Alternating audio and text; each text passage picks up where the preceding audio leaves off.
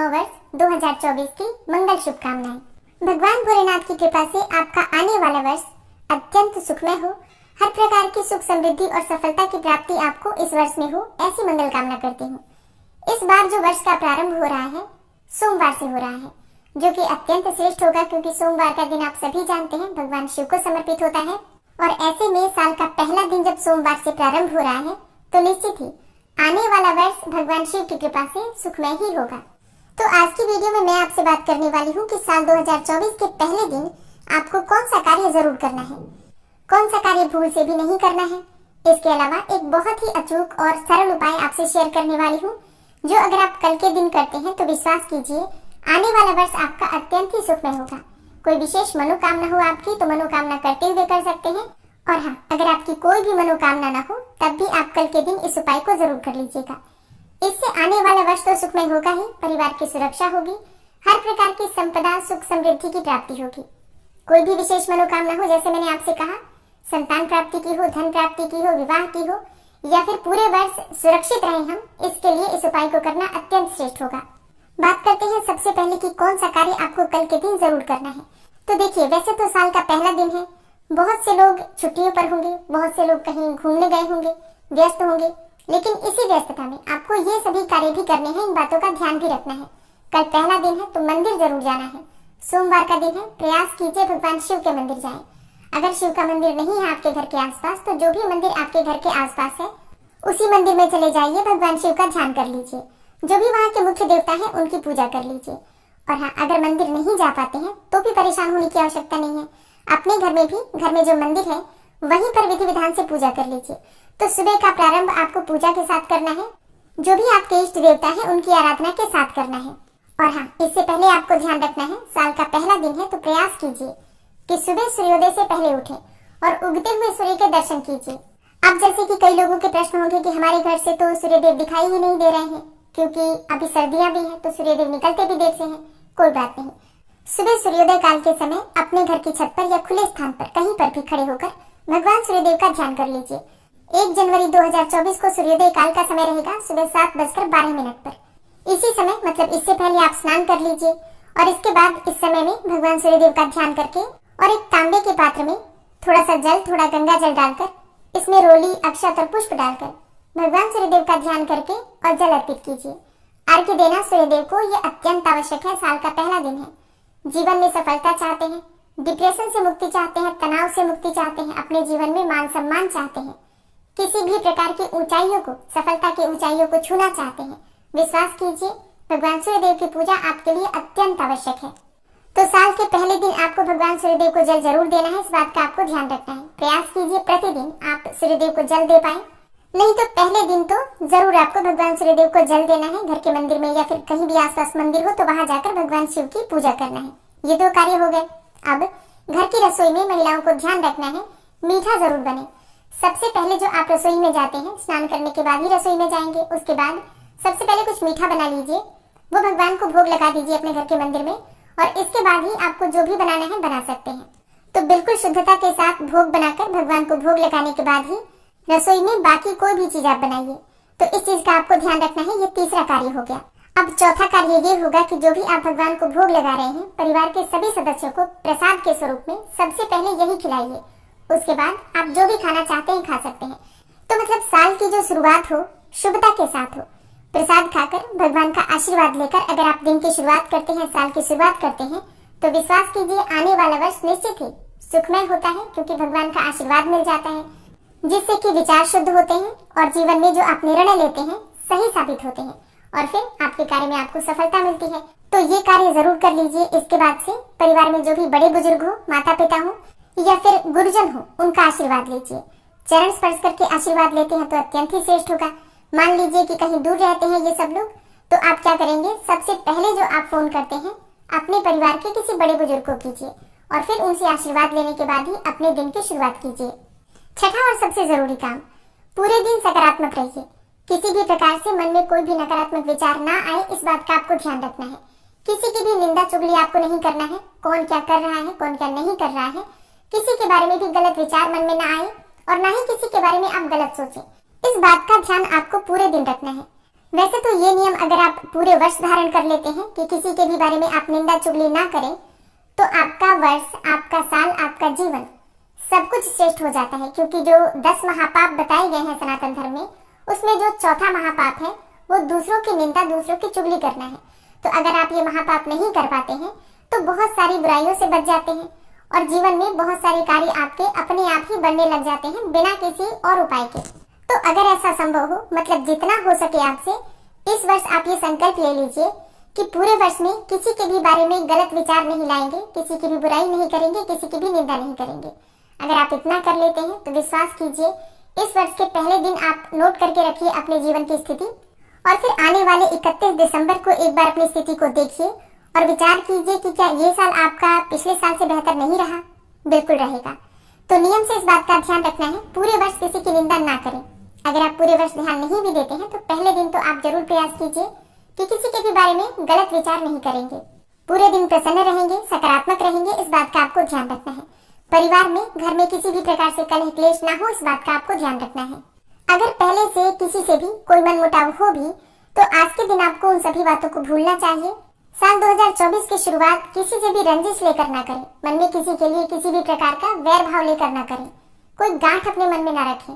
देखिए, किसी से भी किसी भी प्रकार की अगर रंजिश हो, किसी की कोई बात आपको ठीक नहीं लगी हो और आप उनसे नाराज हो, तो दो ही चीजें होती हैं, या तो माफ कर दीजिए या फिर उस चीज को, उस व्यक्ति को भूल जाइए, लेकिन मन में कोई वैर मत रखिए। तो अब ये आपके ऊपर निर्भर करता है, आपको निश्चित करना है कि वो व्यक्ति कितना इंपॉर्टेंट है।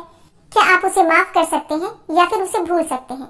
दो में से एक कार्य कीजिए। लेकिन कल की शुरुआत, नए वर्ष की शुरुआत या फिर किसी भी दिन की शुरुआत किसी से भी दुश्मनी के साथ, वैर भाव के साथ मत शुरू कीजिए। इस बात का आपको आज ही विचार कर लेना है। साल का पहला दिन है, अत्यंत आवश्यक है इस बात का ध्यान रखना कि मांस मदिरा का सेवन कोई भी भूल से भी ना करे।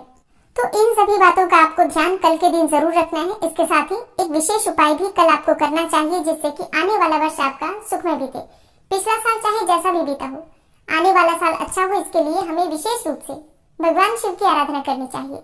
देवाधिदेव महादेव है वो, तो हमारी की हुई गलतियों को भी माफ करते हैं और हमें आगे बढ़ने में हमारी मदद भी करते हैं। तो कल आपको क्या करना है, एक पात्र ले लीजिए, थोड़ा बड़ा पात्र ले लीजिए, उस पात्र में थोड़ा दूध डाल दीजिए, फिर जल से भर दीजिए। आप चाहें तो पंचामृत भी बना सकते हैं। देखिए, पूरी तरह से आपकी अपनी इच्छा पर निर्भर करता है। मतलब सामग्री अगर आपके पास है तो दूध, दही, घी, शहद, शक्कर, पांचों चीजें ले लीजिए और पंचामृत बना लीजिए। अगर आपके पास पंचामृत की व्यवस्था नहीं है तो थोड़ा सा कच्चा दूध ले सकते हैं। वो भी नहीं है तो गंगा जल और जल मिलाकर एक बड़ा सा पात्र भर लीजिए।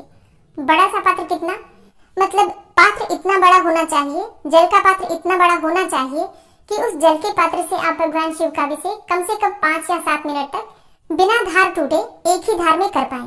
मतलब रुक रुक कर नहीं। जैसे हम रुद्राभिषेक करते हैं तो एक ही बार धार गिरती है, उसी प्रकार से आपको रुद्राभिषेक की तरह से एक धार में 5 या 7 मिनट तक कम से कम भगवान शिव का अभिषेक करना है। मतलब यूँ समझ लीजिए कि आप भगवान शिव के मंत्र का, नमः शिवाय का, कम से कम 3 माला जप करके और भगवान शिव का अभिषेक कर रहे हैं। कम से कम 3 माला, आप चाहें तो इससे अधिक भी कर सकते हैं। तो लगभग 2 मिनट में या 2.5 मिनट में एक माला का जप हो जाता है। तो इसी अंदाज से 7 मिनट तक आपको भगवान शिव का अभिषेक करना है, बिना रुके, नॉन स्टॉप, बिना धार टूटे। ठीक है, तो इस प्रकार से भगवान शिव का अभिषेक कीजिए। सुबह या शाम किसी भी समय आप कर सकते हैं, चाहे शाम को कर लीजिए प्रदोष काल में, या फिर जैसे सुबह कर पाते हैं तो सुबह भी कर सकते हैं। घर में भी कर सकते हैं अगर शिवलिंग है तो, और अगर आप जा पाते हैं तो मंदिर जाकर भी कर सकते हैं। अब जैसे कि आप घर में कर रहे हैं तब तो आप एक बड़ा पात्र भर कर रख लीजिए और फिर आराम से, अगर श्रृंगी है तो श्रृंगी से भगवान शिव का अभिषेक करते रहिए, घर में शिवलिंग है तो। और मान लीजिए आप मंदिर जा रहे हैं तब एक बड़े पात्र में आप लेकर ही जल जाएंगे और वहीं जाकर भगवान शिव का अभिषेक कर लेंगे। इतना ध्यान रखिए, जब आप जल गिराते हैं तो धार टूटनी नहीं चाहिए। एक ही धार में पतली धार बनाकर और नमः शिवाय नमः शिवाय नमः शिवाय इस मंत्र का जप करते हुए शिवलिंग का अभिषेक करना है। क्या कोई और मंत्र जप सकते हैं? हाँ, बिल्कुल जप सकते हैं, लेकिन पंचाक्षर मंत्र को महामंत्र कहा गया है। इस मंत्र से अनेकों सिद्धियां प्राप्त की जा सकती हैं। तो पंचाक्षर मंत्र का ही जप करते हुए भगवान शिव का अभिषेक कीजिए। अब जैसे कि अगर आप घर में ही कर रहे हैं तो प्रयास कीजिए कि परिवार के बाकी लोग भी बैठ जाएं, फिर एक साथ बैठकर सब मिलकर और भगवान शिव का अभिषेक कर सकते हैं, पूजा कर सकते हैं, उनकी आरती कर सकते हैं। अब ये पूरी तरह से आपके ऊपर निर्भर करता है, किस प्रकार से आपके परिवार के लोग मानते हैं इस बात को, इस पर निर्भर करता है। अगर कोई भी नहीं बैठता है तो आप अकेले ही कर लीजिए, कोई समस्या नहीं है। मंदिर जाकर करना चाहते हैं मंदिर में कर सकते हैं, घर में कर रहे हैं घर में कर सकते हैं। विधि विधान से पूजा कर लीजिए। देखिए, भगवान शिव की पूजा आप सभी जानते हैं कैसे करना है। भगवान शिव की पूजा की सामग्री भी आप सभी जानते हैं। अब जितनी भी सामग्री आपके पास हो, जैसे कि बिल्वपत्र मिले तो ठीक है, नहीं मिले तो कोई बात नहीं, अक्षत चढ़ा दीजिए, फूल चढ़ा दीजिए, फूल मिल जाते हैं तो। इसी प्रकार से भांग, धतूरा इत्यादि अगर आपके पास है तो आप बिल्कुल चढ़ा सकते हैं। न मिले तो परेशान मत होइए, जलाभिषेक जरूर करना है, बस इतना ध्यान रखिए। और जब आप भगवान शिव के विधि विधान से पूजा कर लेते हैं, धूप दीप अर्पित कर लेते हैं, भांग, धतूरा, बिल्वपत्र जो भी आपके पास चीजें हैं वो सभी चीजें अर्पित कर लेते हैं, भोग लगा देते हैं। अच्छा, भोग में क्या लगाएं? जो भी आपके पास उपलब्ध हो, मतलब मिठाई हो मिठाई का भोग लगा सकते हैं, फल हो तो फल का भोग लगा सकते हैं, या फिर शक्कर, गुड़, बताशा जो भी आपके पास हो, भगवान शिव को श्रद्धा से अर्पित कर दीजिए। इसके बाद एक कार्य आपको करना है, एक दीपक प्रज्वलित करना है, पंचमुखी दीपक। अगर आप लोग पुराने दर्शक हैं मेरे, तो आपको याद होगा पंचमुखी दीपक बनाने की विधि मैंने बताई थी आपको। अभी मैं दे दूंगी वीडियो में, आप लोग देख लीजिए किस प्रकार से आपको पंचमुखी दीपक जलाना चाहिए। इसके लिए आपको एक दीपक लेना है। आप चाहे तो मिट्टी का ले सकते हैं, आटे का भी बना सकते हैं, या फिर धातु का घर में मौजूद है तो उसका भी प्रयोग कर सकते हैं। 2 लंबी बातियां डाल दीजिए और एक गोल वाली बाती डाल दीजिए। देखते जाइए, जिस प्रकार से दिया मैं बना रही हूँ बिल्कुल इसी प्रकार से आपको दीप बनाना है और फिर आपको प्रज्वलित कर देना है। प्रज्वलित करने के बाद आपको 2 फूल वाली लौंग डालनी है। दीपक प्रज्वलित करने के बाद ही आपको लौंग डालना है और लौंग डालते हुए अपने मन की कामना कर लीजिए। कोई भी कामना आपकी, चाहे परिवार की सुरक्षा की कामना हो, या फिर आपको धन की कामना हो, संतान की कामना हो, नौकरी नहीं मिल पा रही है नौकरी की कामना हो, शिक्षा में सफलता पाना चाहते हो, या फिर विवाह में सफलता पाना चाहते हो, दाम्पत्य जीवन को सुखमय बनाना चाहते हो, या फिर शीघ्र विवाह की कामना हो, जो भी आपकी इच्छा हो, जितनी भी इच्छाएं हो, आप समस्त प्रकार की इच्छाओं को पूर्ण करने के लिए भगवान शिव से प्रार्थना कर सकते हैं। आज का दिन बहुत श्रेष्ठ है, साल का पहला दिन है और सोमवार का दिन है, तो विश्वास कीजिए भगवान शिव की पूजा से आपका आने वाला साल अत्यंत श्रेष्ठ होने वाला है। पूजा करने के बाद भगवान शिव की कपूर से आरती कर लीजिए। कल के दिन आप ये उपाय कर लीजिए, निश्चित ही आपकी जो कामना है पूरी होगी। एक और चीज, साल का पहला दिन है, परिवार के साथ साल के पहले दिन को सेलिब्रेट कीजिए। किसी भी प्रकार के वाद विवाद में मत पड़िए और न ही आपको मांस मदिरा का सेवन करके आज लड़ाई झगड़ा करना चाहिए। बिल्कुल शांति से सुखपूर्वक आज का दिन बीत जाए, इस बात का ध्यान रखिए। और फिर शाम के समय अपने घर के मंदिर में विधि विधान से पूजा कर लीजिए, दीप दान कर लीजिए। इसके साथ ही आप चाहे तो घर के पास कोई मंदिर हो तो वहां जाकर भी दीप दान कर सकते हैं। पंचमुखी दीपक जो मैंने आपको बताया, आप चाहे तो सुबह भी प्रज्वलित कर सकते हैं, शाम को भी प्रज्वलित कर सकते हैं, या फिर चाहे तो दोनों समय भी प्रज्वलित कर सकते हैं, सुबह और शाम दोनों समय।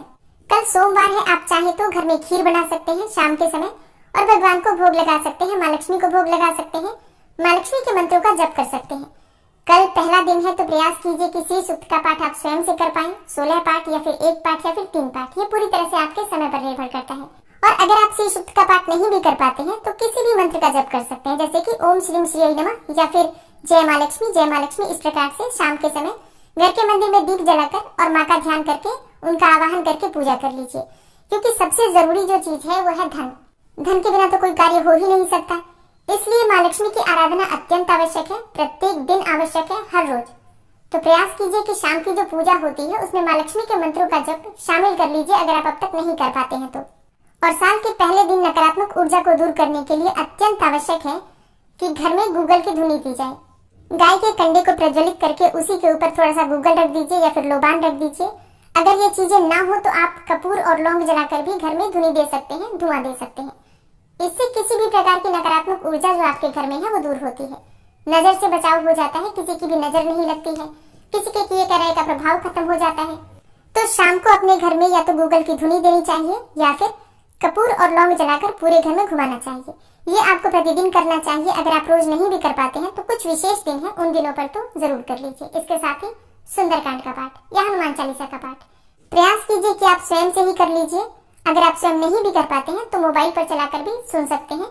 मोबाइल चलाकर रख दीजिए घर में, थोड़ा तेज आवाज करके, सबको सुनाई देगा फिर, और पूरे घर में एक वाइब्रेशन सी आ जाती है, सकारात्मक ऊर्जा का संचार हो जाता है। तो ये सभी कार्य आपको साल के पहले दिन करना ही करना है, इस बात का ध्यान रखिए। तो मेरी तरफ से आप सभी को फिर से एक बार नव वर्ष की हार्दिक शुभकामनाएं। भगवान शिव की कृपा से आपका जीवन बहुत सुखमय हो, हर प्रकार की कामना आपकी पूर्ण हो, जो भी आपकी शुभ इच्छाएं हो भगवान शिव उन्हें पूर्ण करें। उम्मीद करती हूँ ये वीडियो आपके लिए उपयोगी होगी। वीडियो अच्छी लगी हो तो लाइक जरूर कीजिएगा और शेयर भी जरूर कीजिए फैमिली फ्रेंड्स के साथ। चैनल पर पहली बार आए हैं, अगर अभी तक आपने चैनल को सब्सक्राइब नहीं किया है तो आज की वीडियो अगर आपको अच्छी लगे तो चैनल को सब्सक्राइब करके बेल आइकन को जरूर प्रेस कर लीजिए। इससे ये होगा कि इस चैनल पर जो भी नई वीडियो अपलोड होंगी उनकी नोटिफिकेशन आपको सही समय पर प्राप्त होगी। मिलती हूँ मैं आपसे अगली वीडियो में, तब तक के लिए जय श्री राधे।